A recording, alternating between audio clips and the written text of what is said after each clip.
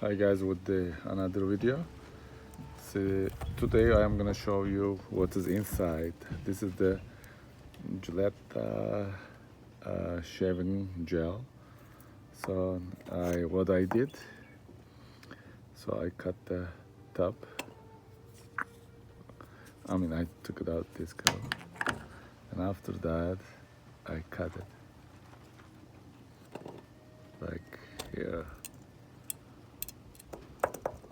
with this saw. Then after that, here you are. Or it's gonna come out. Look. Let me take it out. This is the one. As you see, comes out. So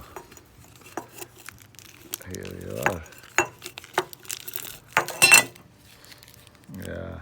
Oh, smells so good. Yeah. They put this inside aluminum. Then there's all the gel inside.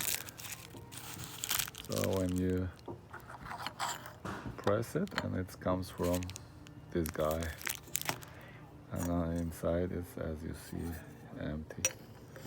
There is nothing else. So I just want to know how they made it. I want to see the inside, and I would like to show you guys too.